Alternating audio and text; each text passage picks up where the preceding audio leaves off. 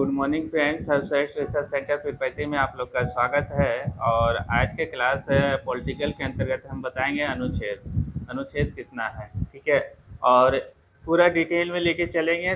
Total जितना भी अनुच्छेद इम्पोर्टेंस सब वगैरह अनुच्छेद है तो इसके अंतर्गत हम कवर कर देंगे, ठीक है। संविधान के अनुसूची एवं अनुच्छेद, ठीक है। क्या?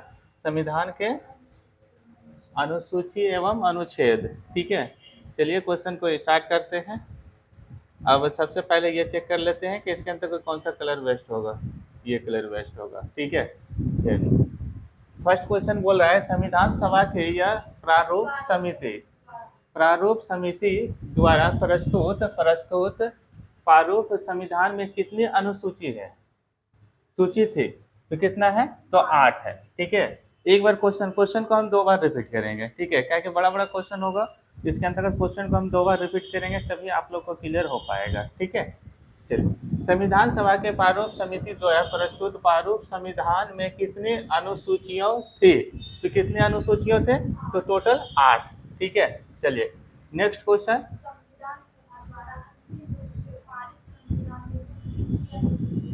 दूसरा क्वेश्चन पूछ रहा है कि संविधान सभा द्वारा अंतिम रूप से यह पारित संविधान में कुल कितने अनुसूची थे? तो कितने अनुसूची थे? तो 8 अनुसूची थे, ठीक है। चलिए, वर्तमान में भारतीय संविधान में कुल कितने अनुसूचियों है? तो कितना है? 12 है। यही ना सवेरे मॉर्निंग में कल इवनिंग में पूछ रहा था कितना अनुसूची है, जो कि वो बोल रहा था कि नहीं 8 8 किसी और का है, ठीक है। तो अभी वर्तमान में कितना है? तो 12 अनुसूची है। कितना है? तो 12। भारत में यह वर्तमान में भारतीय संविधान के कुल कितने अनुसूची हैं? तो 12 सूची है, ठीक है। ये इसको याद रखिएगा क्योंकि इसी से जो है आपका इम्पोर्टेंस सारा क्वेश्चन बनता है और इससे ही क्वेश्चन जाके पूछा जाता है हर एग्जाम में, ठीक है। और जितना भी हम लगभग करके इम्पोर्टेंट क्वेश्चन इसके अंतर्गत हम लेते आ गए हैं। ये सारा संविधान पढ़ने के बाद जो है इसके अंतर्गत अनुच्छेद पढ़ने के बाद जो है आपका सारा क्वेश्चन डील हो जाएगा। चल,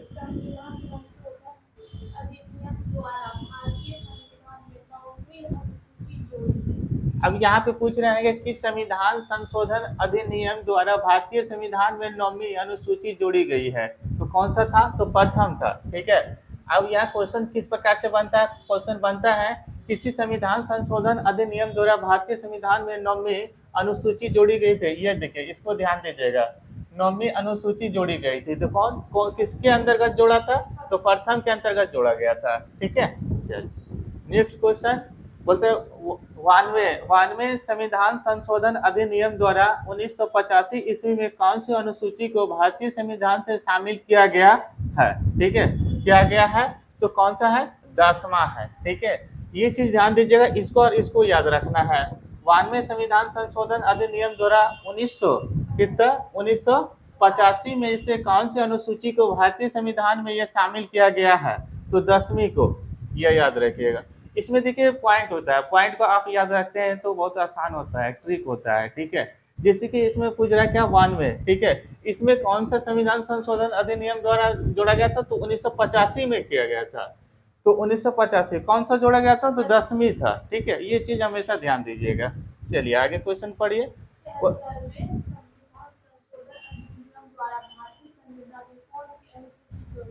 बोलता है 73 में, ठीक है। 73 में संविधान संशोधन अधिनियम द्वारा भारतीय संविधान में से कौन सी अनुसूची जोड़ी गई? तो कौन सा अनुसूची जोड़ी गई है? तो 11वां जोड़ा गया है, ठीक है।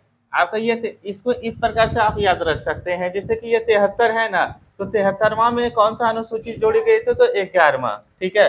11वां आपको इस प्रकार से आपको याद रखना पड़ेगा।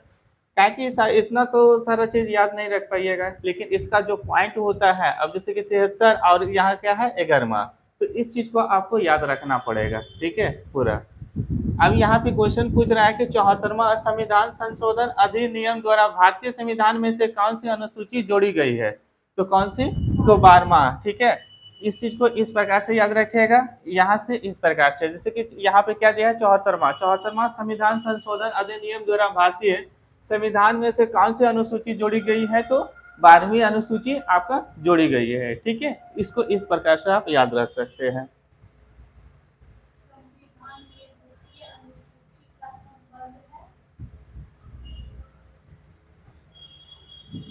अब यहाँ पे क्वेश्चन पूछ रहा है कि संविधान के द्वितीय अनुसूची का संबंध है, तो इसका संबंध किससे है? तो यहाँ पे है पदाधिकारी के वेतन से, जो वेतन जो मिलता है ना, तो उस हाँ कर्मचारी को जो वेतन जो मिलता है या ऑफिसर सबको जो वेतन जो मिलता है, तो उसका अनुसूची जो है संबंध जो है आपका पदाधिकारियों के वेतन से। ठीक है, संविधान के द्वितीय, कौन सा द्वितीय मतलब दूसरा, ठीक है, द्वितीय मतलब दूसरा, ठीक है, द्वितीय सूची अनुसूचित का संबंध है किससे? है पदाधिकारी वेतन से। ठीक है, चलिए, भारत के संघ में शामिल राज्यों एवं संघ शासित क्षेत्रों का उल्लेख भारतीय संविधान के किस अनुसूचित में है? तो कौन सा अनुसूचित में है? तो प्रथम अनुसूचित में है। ठीक है, अब यहाँ पे इसको किस प्रकार से याद रखिएगा, यहाँ पे ये चीज 2 पॉइंट आपको मिलता है। ठीक है, ये संघ शासित शामिल राज्य, ठीक है, ये 2 पॉइंट मिलता है, शामिल राज्य एवं संघ शासित क्षेत्र। ठीक है, क्षेत्र का उल्लेख भारतीय संविधान के किस अनुसूचित में है? तो प्रथम अनुसूचित में है। ठीक है, इसको इस प्रकार से याद रखिएगा। अब यहाँ पे क्वेश्चन पूछ रहा है कि राष्ट्रपति राज्यों के राज्यपालों एवं सर्वोच्च तथा उच्च न्यायालय के न्यायाधीशों तथा भारत के नियंत्रण एवं महालेखा परीक्षण आदि के वेतन के संबंध में प्रावधान संविधान के किस अनुसूची में दिया गया है? तो कौन सा सूची में? तो द्वितीय अनुसूची में दिया गया है। ठीक है, एक बार क्वेश्चन को और पढ़ते हैं क्योंकि बड़ा क्वेश्चन है, इसलिए 2 बार रिपीट करना बनता है। ठीक है, यहाँ पे क्वेश्चन पूछ रहा है कि राष्ट्रपति एवं राज्य के राज्यपालों एवं सर्वोच्चम तथा उच्च न्यायालय के न्यायाधीशों तथा भारत के नियंत्रण एवं महालेखा परीक्षण आदि के वेतन के संबंध में प्रावधान संविधान के किस अनुसूचित में दिया गया है? तो द्वितीय अनुसूचित में आपको दिया गया है।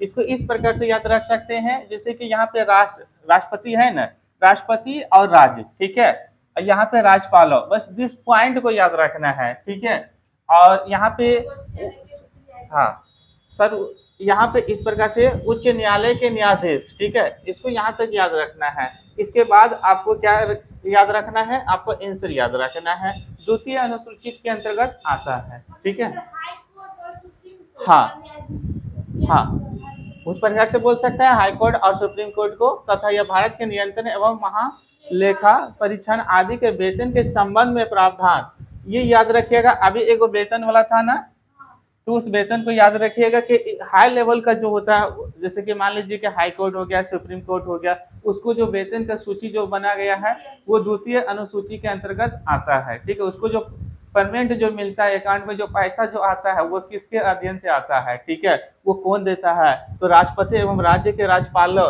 ठीक है, राष्ट्रपति एवं राज्य के राज्यपालों, सर्वोच्चम तथा उच्च न्यायालय के न्यायाधीशों तथा या भारत के नियंत्रण एवं महालेख परीक्षण आदि के वेतन के संबंध में प्रावधान संविधान के किस अनुसूची में किया गया है?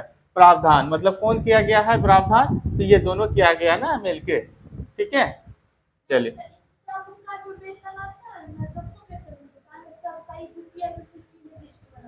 हाँ, ये द्वितीय अनुसूची के अंतर्गत आपका लिस्ट बना हुआ है।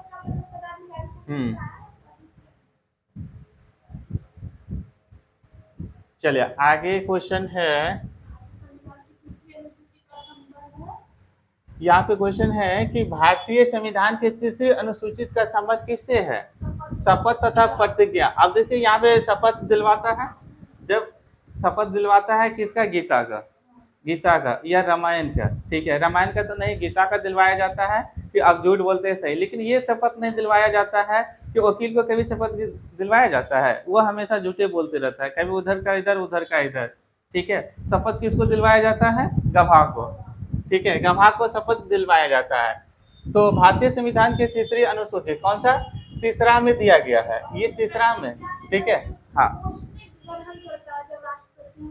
हाँ, तो वो प्रतिज्ञा हो गया, ये प्रतिज्ञा लेना पड़ता है कि नहीं हम देश का सेवा करेंगे, अपना राज्य का सेवा करेंगे। जैसे बिहार का हो गया मुख्यमंत्री, तो क्या बोलेगा? हम अपना स्टेट का सेवा करेंगे, राज्य का सेवा करेंगे। ठीक है, पब्लिक का बात मान, लेकिन कोई मानता है? नहीं मानता है। ठीक है, ये शपथ हो गया। तो ये शपथ के लिए उसके लिए गवाह के लिए कोर्ट में जो जाता है वो गवाह जो देता है तो उसको क्या सबसे पहले शपथ दिलवाता है कि आप पहले शपथ लीजिए कि आप सही सही बोलिएगा, ठीक है, वो शपथ लिया जाता है। लेकिन जो बेईमान रहता है वो शपथ को मानता है, नहीं मानेगा ना। लेकिन वो सूची किस में दिया गया है, तो तीसरी अनुसूची में दिया गया है, ठीक है। ये चीज आपको ध्यान देना है, बस इसको याद रखना है, तीसरी अनुसूची में शपथ तथा प्रतिज्ञा लिया जाता है, ठीक है। चलिए आगे। अब क्वेश्चन है, संविधान के किस अनुसूची में प्रत्येक से राज्य तथा राज्य संघ राज्य क्षेत्रों के लिए राज्यसभा में स्थानों के आवंटन की सूची है? तो कौन सा किसके अंतर्गत है, तो चौथी अनुसूचित की। कौन सा सूची, चौथा, ठीक है, चौथा अनुसूचित की। अब इसमें ये चीज ध्यान दीजिएगा कि ये याद कैसे रखिएगा, तो याद आपको इस पॉइंट को याद रखना है, ठीक है। राज्य तथा संघ राज्य क्षेत्रों के लिए राज्यसभा के आवंटन की सूची तो किसके अंतर्गत आता है, तो चौथी सूची के अंतर्गत आता है, ठीक है। चलिए अब यहाँ पे दिया, भारत के संविधान के किस अनुसूची में विभिन्न राज्य एवं अनुसूचित क्षेत्रों के प्रशासन नियंत्रण के लिए विशेष उपबंध दिया गया है। तो यहाँ पे पूछ रहा है, क्वेश्चन पूछ रहा है कि भारत के संविधान के किस अनुसूची में विभिन्न राज्य इसको याद रखना है, ठीक है, और प्रशासन नियंत्रण विशेष उपबंध दिया गया है। तो कौन सा सूची में दिया है, तो 5वीं सूची में दिया गया है, ठीक है। कौन सा सूची, तो 5वीं सूची के अंतर्गत ये चीज आपका दिया गया है, ठीक है। तो इस प्रकार से आपको यहाँ पे जो है ना, जो इम्पोर्टेंट होगा उसको यहाँ पे आपको इस प्रकार से लकीर खींच के आपको याद रखना पड़ेगा, ठीक है। तभी आपको सूची को याद रखिएगा, तभी आपका काम में आएगा, ठीक है।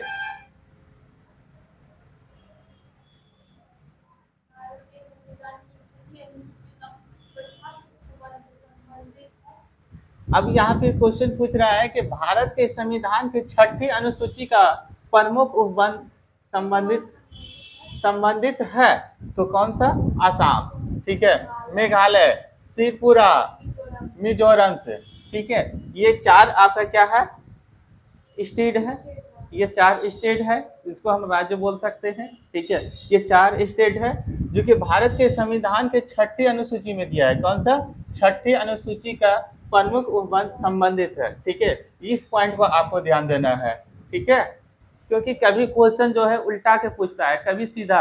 अभी हम लोग क्या पढ़ रहे थे, आपका 6ठी सूची 5वीं सूची, लेकिन यहाँ पे क्या पूछा, 6ठी अनुसूची का प्रमुख उपबंध संबंधित है, तो किससे, तो आसाम से, मेघालय हो गया, त्रिपुरा हो गया, मिजोरम हो गया, ठीक है। ये चीज आपको हमेशा ध्यान देना पड़ेगा, ठीक है। चलिए आगे क्वेश्चन, भारत के किस राज्य में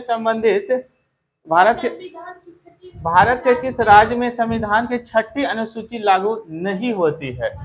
अब इसमें देखिए कैसे याद रखिएगा, ये 6ठी अनुसूची तो आप याद कर लीजिएगा आसानी से, लेकिन इसमें ये नहीं वाला को ध्यान दीजिएगा, ठीक है, क्योंकि नहीं वाला किसी संविधान के अंतर्गत अभी नहीं दिया, लेकिन ये संविधान के अंतर्गत जो है 6ठी अनुसूची के अंतर्गत आता है, नहीं वाला, ठीक है। एक ही ऑप्शन जो है नहीं वाला को ध्यान दीजिएगा, ठीक है। भारत के किस राज्य एवं संविधान के 6ठी अनुसूची लागू नहीं होती है, तो कहाँ पे नहीं होता है, मणिपुर में नहीं होता है, ठीक है। चलिए टोटल का टोटल जो है, टोटल जितना भी संविधान में जो इम्पोर्टेंट क्वेश्चन बनता है वो सारा क्वेश्चन को हम डील करेंगे, ठीक है। और ये सब का पीडीएफ जो है आपका टेलीग्राम चैनल पे मिल जाएगा, ठीक है। टेलीग्राम जो चैनल जो है आपका सर्वश्रेष्ठ रिसर्च सेंटर पीरपैंती के नाम से टेलीग्राम चैनल है, जो वहाँ से आप पीडीएफ को आराम से डाउनलोड कर सकते हैं फ्री ऑफ कॉस्ट, किसी को 1 रुपया नहीं देना है, ठीक है। चलिए आगे।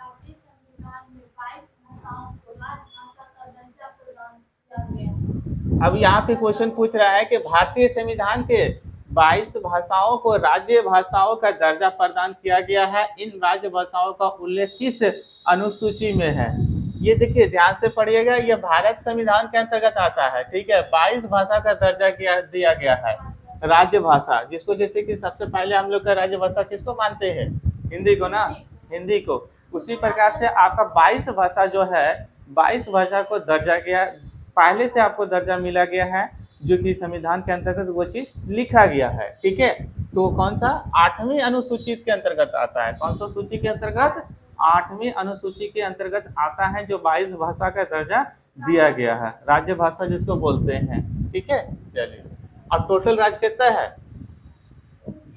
29, एक घट गया है, फिर घट गया, हाँ फिर घट गया, ठीक है 29 है लेकिन 28 फिर आ गया है, एगो आपका राष्ट्रपति शासन में आ गया है, एक तो फिर घट गया। ठीक है, नया बना था तेलंगाना, ठीक है ये, हाँ आगे नेक्स्ट क्लास में आपको मिलेगा, ठीक है, लेकिन वो घट के फिर 29 हो गया है, 28 हो गया है, 29 तो था ही, 28 हो गया है।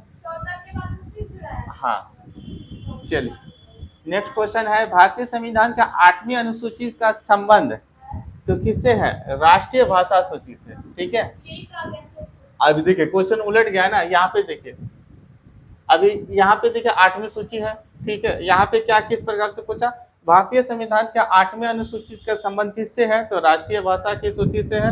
अब ये इसी प्रकार से क्वेश्चन बनाया जाता है एग्जाम में, ठीक है, जितना भी एग्जाम में पूछा जाता है तो इस प्रकार से कभी क्वेश्चन क्या करता है, कभी ऊपर पूछ देता है, आंसर को ऊपर क्वेश्चन बना देता है और क्वेश्चन को क्या करता है आंसर के अंतर्गत डाल देता है। ठीक है, तो वहाँ पे आदमी क्या होता है, कंफ्यूजन होता है, इस कारण से इस प्रकार से क्वेश्चन आपको पढ़ना पड़ेगा।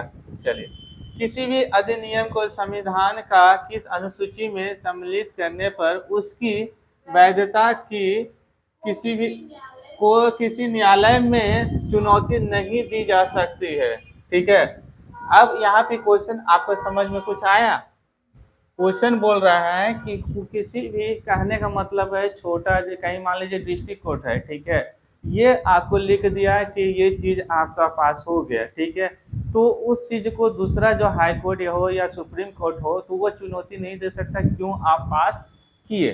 ठीक है, ये चीज इसके अंतर्गत आपका आता है 9वीं अनुसूची के अंतर्गत, मतलब कहने का मतलब वो चुनौती नहीं दे सकते, क्यों आप पास किए बिना हाई कोर्ट के से। ठीक है, ये छोटा करे या बड़ा करे, ठीक है, इसको भी पावर दिया गया है ना, ऐसा थोड़ा है कि हाई कोर्ट और सुप्रीम कोर्ट को ही पावर दिया गया है, ये भी तो उस जगह पर बैठा हुआ है।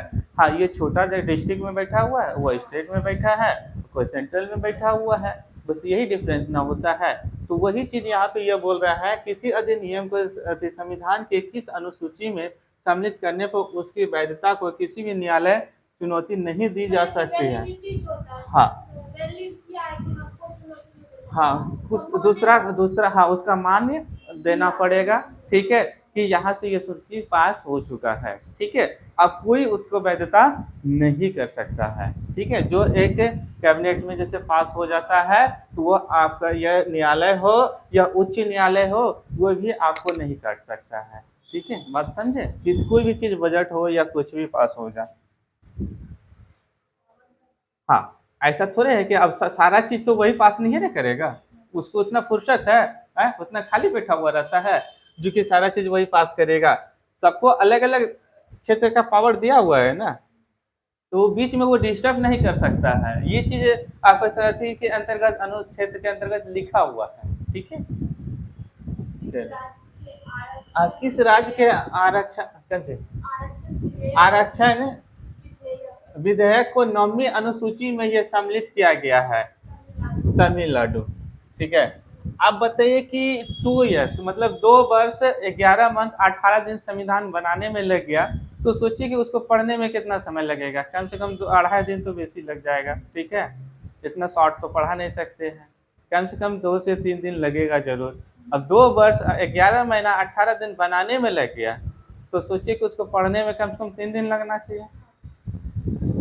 चलिए, अब क्वेश्चन नेक्स्ट है, दल बदल के आधार पर यह निर्वाचन सदस्य की अयोग्यता संबंधित विवरण संविधान के किस अनुसूचित में दिया गया है, तो कौन सा सूची में, 10वीं। आप देखिए दल बदल समझते हैं, अरे नेता कभी इधर उधर पलट जो होता है तो इसका मतलब वो पलट कर सकता है, वो मतलब कभी वो रहता है कि नहीं हम इसके साथ नहीं रहेंगे, इसके साथ चले जाएंगे। ठीक है, अभी जैसे कि फिलहाल में नीतीश कुमार का सब एग्जाम्पल बन चुका है। हाँ, नीतीश कुमार का उदाहरण बन चुका है, हर जगह बच्चा उसी का उदाहरण देता है कि चाचा जो है ना हमेशा पलटते रहता है, पलटू दास बोलते हैं उसको। ठीक है, तो ये चीज लिखा हुआ है, अनुसूची के अंतर्गत दिया गया है, लेकिन उसको आप रोक भी नहीं सकते हैं कि आप क्यों बदल रहे हैं। ठीक है। ये चीज आपका कलम मतलब कोर्ट के अंतर्गत नहीं कर सकते हैं इस बात को, वहां पे लिखा हुआ साफ सुथरा लिख दिया है कि दल बदल आप कर सकते हैं, ठीक है। इसीलिए बोलते हैं दल बदल के आधार पर यह निर्वाचन सदस्य के अयोग्यता संबंधित विवरण संविधान के किस अनुसूचित में दिया गया है, तो 10वीं अनुसूची की 10वीं के अंतर्गत दिया गया है। यहाँ पे मिस्टेक हो गया है, ठीक है। हाँ, यहाँ पे मिस्टेक हो गया है, इसको क्रॉस कर देते हैं, यहाँ पे अनुसूची होगा, ठीक है। टाइपिंग करने में मिस्टेक हो गया है।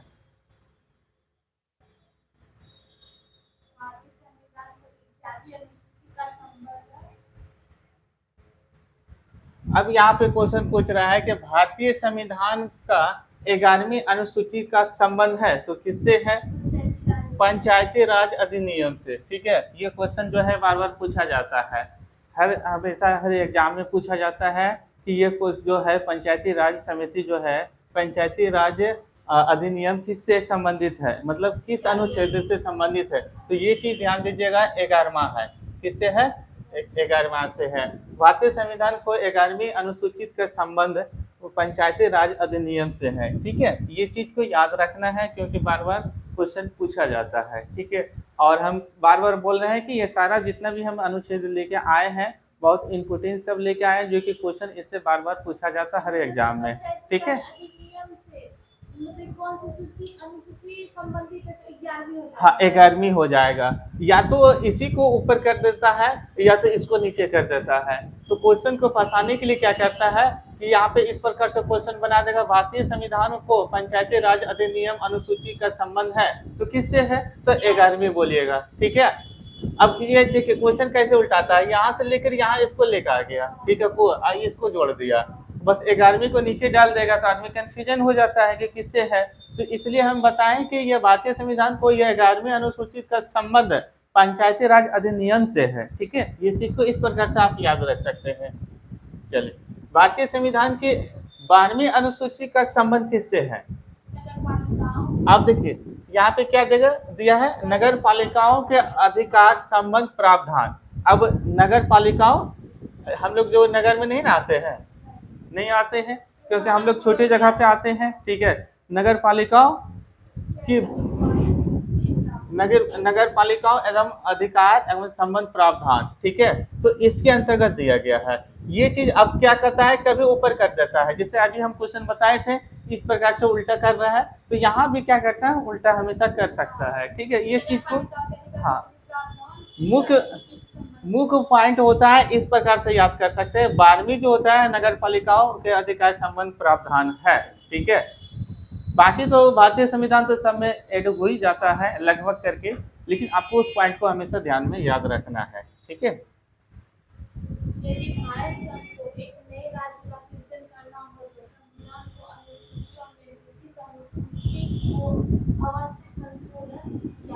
वो क्वेश्चन बोल रहा है यदि यदि भारत संघ को एक नए राज्य मतलब राज्य का निर्माण बोल रहा है, ठीक है, करना हो तो संविधान को अनुसूची से किस अनुसूची का अवश्य संशोधन किया जाएगा।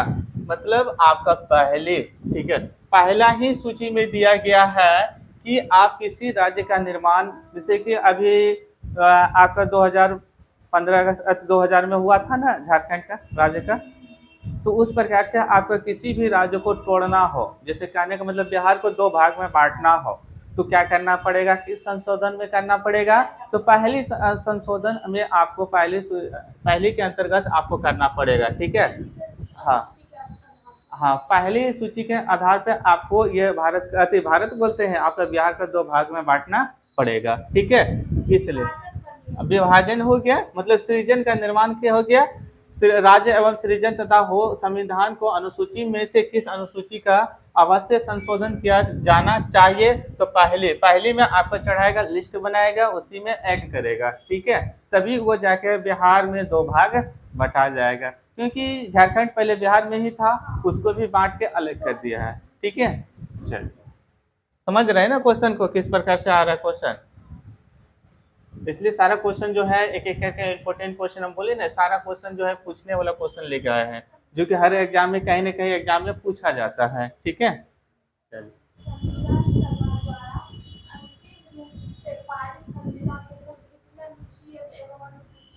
अब बोलते हैं संविधान सभा द्वारा अंतिम रूप से यह पारित संविधान में कुल कितने अनुच्छेद एवं अनुसूची यह है? तो कितना है? 395 अनुच्छेद है और 8 अनुसूची है। ठीक है, 395 अनुच्छेद है एवं 8 क्या है? अनुसूची है। ठीक है, इसको इस प्रकार से याद रख सकते हैं, संविधान सभा द्वारा यह अंतिम रूप से यह पारित। ठीक है, इस प्रकार से पारित में कुल कितने अनुच्छेद एवं अनुसूचियां है। ठीक है, इस पॉइंट को आपको याद रखना है। ठीक है, 395 अनुच्छेद एवं 8 सूचियों आते हैं। ठीक है, चलिए नेक्स्ट क्वेश्चन बोलते हैं वर्तमान समय में भारतीय संविधान के गणना की दृष्टि से किसी भी अनुच्छेद और अनुसूची है तो कौन अनुसूची है? 468 अनुच्छेद है और 12 क्या है? अनुसूची है। यही क्वेश्चन ने पूछ रहा था वह कि सर अभी आप 8 लिख रहे हैं, मतलब 8 ये दूसरी चीज क्या है? ठीक है, ये 12 क्या है? हाँ हाँ, तो अंतिम रूप मतलब लास्ट है, द एंड जिसको बोलते हैं ना, वर्तमान, जिसको हम लोग वर्तमान, यहाँ पे लिखा हुआ है ना वर्तमान, लिखा हुआ वर्तमान समय। अब वही तो बोल रहे हैं, गणना के दृष्टि से जो किया गया है तो यह 12 क्या है? अनुसूचियां है। ठीक है, 12 अनुसूचियां है। चल, संविधान के किस अनुच्छेद में यह अंकित है कि भारत राज्य का संघ होगा? तो पहला। ठीक है, कौन सा अनुच्छेद में? पहला। ठीक है, संविधान के किस अनुच्छेद में यह अंकित है कि भारत का राज्य का संघ होगा? तो किस अनुच्छेद में दिया गया है? तो पहला अनुच्छेद के अंतर्गत दिया गया है। ठीक है,